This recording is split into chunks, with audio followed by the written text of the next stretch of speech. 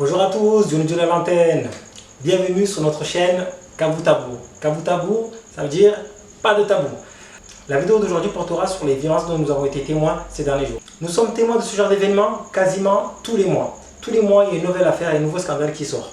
Concernant des jeunes qui sont rentrés qui ont pénétré dans un lycée, qui ont frappé les lycéens, des jeunes, des agressions et autres. La plupart de ces actes de violence, sont faits par des jeunes. Et ces jeunes, en général, soit ils sont mineurs, soit ils ont moins de 20 ans. Avant de rentrer dans le vif du sujet, il faut savoir qu'à Mayotte, il y a 270 000 habitants. Il faut savoir et bien noter que un habitant mahorais sur deux a moins de 20 ans. Près de la moitié, c'est-à-dire un habitant mahorais sur deux, un mahorais sur deux a moins de 20 ans. À côté de ça, vous avez un habitant mahorais sur deux est d'origine étrangère. Vous voyez? Donc, je ne rentrerai pas plus dans les détails, nous le ferons dans une prochaine vidéo qui sera un peu plus portée sur la chose. Avant ça, on va faire une chose, on va établir le profil de cette jeunesse. La plupart des jeunes, la majorité des jeunes est mineur. Et il faut savoir que parmi ces mineurs, certains vivent dans des situations familiales très défavorables et assez difficiles. D'autres sont orphelins, d'autres ne sont pas orphelins, mais les parents ne sont pas présents sur le territoire, donc livrés à eux-mêmes. Donc ils font ce qu'ils veulent, ils font ce qu'ils peuvent pour survivre. Je ne suis pas là à défendre leurs actes et leurs violences. Avant de condamner, avant de vouloir sanctionner, parce qu'il y a faute il y a, si faute il y a, sanction il doit y avoir. Mais avant de faire ça, on se pose la question, est-ce que ces jeunes, est-ce qu'on leur a donné le choix? Est-ce que nous leur avons proposé d'autres options?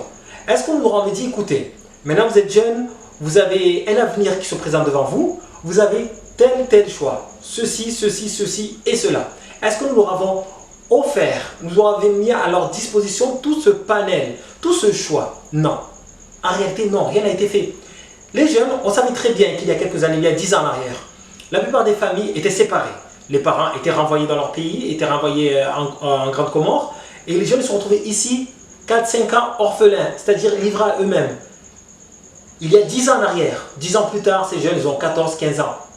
Ce sont des mineurs, mais adolescents. Donc, essayez d'imaginer maintenant, comment est-ce qu'à votre avis, après toutes ces années, tout ce qu'ils ont pu vivre, d'accord, toutes les difficultés auxquelles ils ont fait face, comment pensez-vous que dans leur mentalité, il y a autre chose pour pouvoir obtenir ce dont ils ont besoin que la violence? Quand vous allez leur parler à ces jeunes, vous ne parlerez pas la même langue qu'eux.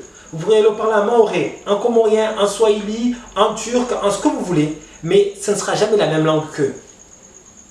Enfin, ce ne sera jamais la même langue. Si vous n'essayez pas de vous mettre à leur place. Parce que quand vous allez voir un jeune, vous dites non, il ne faut pas frapper, il ne faut pas voler, il ne faut pas faire ceci, la délinquance c'est pas bien, frapper les autres c'est pas bien, la violence n'est pas bien.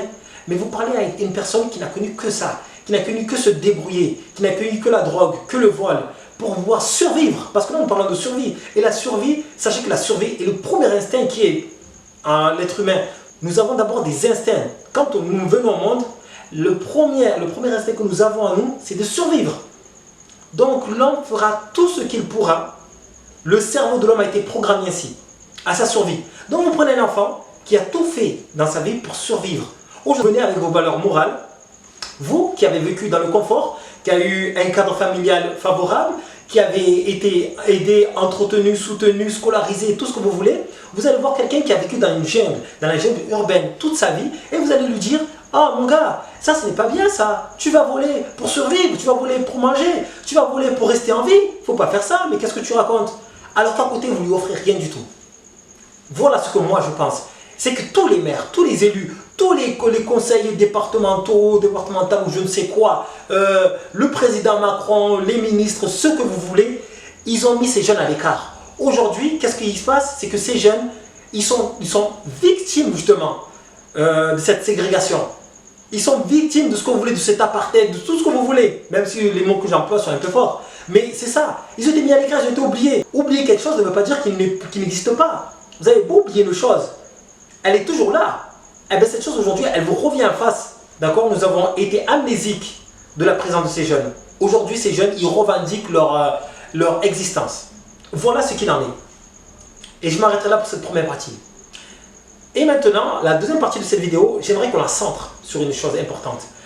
Il faut savoir que la jeunesse mahoraise représente 50% de la population. Moins de 20 ans. Ça veut dire que 30, il y a encore une population, on augmente le critère pour ce sondage, on peut l'augmenter à 30-40 ans, parce qu'à 30-40 ans, nous sommes encore actifs. Nous sommes encore propices à produire, à créer, à participer à la vie active, au développement économique d'un pays. Tout le monde sait, il n'y a pas meilleur dynamisme, meilleur boost pour une économie, pour le développement d'un pays que la jeunesse. Et nous avons là cette chance. Nous avons ces jeunes, moins de 20 ans, la moitié représente moins de 20 ans. Et seules les personnes qui ne sont pas censées, qui ne réfléchissent pas un minimum, pourraient dire que non, que faire de ces jeunes, se demander que faire de ces jeunes. Je vais vous dire moi ce qu'il faut faire de ces jeunes. Il faut tout simplement leur donner un cadre. Tout simplement leur donner un cadre, mais quel cadre leur faut-il? Un cadre tout d'abord avec des élus, qu'il faut, je vous le dis carrément, il faut des élus. Les municipales sont là, approchent, il faut voter les bonnes personnes. Pas ceux qui ont échoué pendant toutes ces années, pas ceux qui n'ont rien fait, pas ceux qui ont fait abstraction, qui ont joué les aveugles pendant toutes ces années. Il faut voter quelqu'un qui viendra avec une réelle vision pour la jeunesse. Là, je parle pour tout l'ensemble de Mayotte. Donc, il faut venir avec quelqu'un qui a vraiment un réel projet concret, qui tient sur quelque chose. Pour la jeunesse de Mayotte, il faut de l'éducation pour ces jeunes, la réinsertion pour ces jeunes, une rééducation pour ces jeunes, parce qu'ils ont été éduqués. Un jeune, quoi qu'il en soit, il est éduqué. Un enfant, quoi qu'il en soit, il sera éduqué. Ça peut être par vous, par vos pères, par l'extérieur. Un jeune, obligatoirement, un enfant sera éduqué. Donc, c'est à nous de choisir par qui et comment. Donc, ces jeunes doivent être rééduqués pour être réinsérés dans la société. Et il faut leur redonner envie, leur redonner espoir, de croire que dans ce monde, il y a une justice. Dans ce monde, le travail paye. Dans ce monde, ce que tu as semé, tu le récoltes. C'est de ça dont je parle. C'est de créer de réelles structures, pas de petites associations, etc. Non, ce n'est pas assez suffisant. Ce n'est pas assez suffisant. Et là, c'est l'importance de la cohésion de chaque commune. Ce sont tous les habitants qui doivent se lier pour faire quelque chose, pour faire avancer l'île, avancer le pays. Parce que moi, je ne vois même pas comme une île, mais comme un pays. Je vois ça comme quelque chose de beaucoup plus grand. Donc la jeunesse doit être prise en main. Arrêtez de dire que les jeunes ne sont pas assez sanctionnés. Vous pouvez les sanctionner. Vous pouvez leur mettre 4-5 ans de prison. C'est vrai. Parce que par rapport à ça, moi je dirais que la police, elle a failli. La police ne sert à rien. Elle ne sert à rien. Ils sont là, ils se promènent dans des voitures. Alors que non, il faut les encadrer ces jeunes. Donc il faut leur montrer le droit chemin. Leur montrer que oui, des fois il y a des sanctions. Quand on passe outre la loi, il y a des sanctions. Et la police doit être là pour veiller. Ne pas faire des petites actions ponctuelles de temps en temps, juste pour nous dire, bon, on est là, voilà, de temps en temps. Non, c'est qu'il faut arrêter de prendre les voitures, marcher à pied. Groupe de 3 à 4, marcher à pied, sillonner les rues. L'abattoir, 6,6 km². Ce n'est vraiment pas énorme. Il y a 17 000 habitants. 17 000 habitants. Donc ici, la police doit être présente vraiment de partout. Il faut une réorganisation. Il faut vraiment mettre un nouveau système en place. 30 000 gendarmes chaque jour, tous les mois, on entend qu'il y a 30 000, 80 000, 50 000. Oui, certes, mais on veut les voir, nous. Il faut qu'on traverse, que quand nous sommes dans les rues, dans chaque ruelle, 2-3 groupes. Je ne dis pas qu'il faut qu'ils soient dans chaque ruelle, mais il faut que c'est l'impression que nous devons avoir. Il faut que la présence soit là. Je veux pas avoir des véhicules me passer sous le nez, comme ça, des véhicules de voitures municipales, des 4x4 qui me passent sous le nez à 50 km/h. Non, ce n'est pas de ça dont nous avons besoin. Et ça, il faut vraiment que ce soit il faut qu'il y ait vraiment une présence de la police constante. Vraiment constante. Et je répète ce que j'ai dit, je ne demande pas à ce que ces jeunes soient matraqués, ces jeunes soient pris à coups de flashball et autres. Ce n'est pas ça la solution. Il faut qu'il y ait la présence de la police et que l'on établisse ce contact avec cette jeunesse. Il faut renouer les liens, se réconcilier avec la jeunesse. La jeunesse, c'est notre poumon. On a énormément besoin de cette jeunesse. La jeunesse, c'est ce qui va faire revivre Mayotte. Aussi bien Mayotte que toutes les îles environnantes.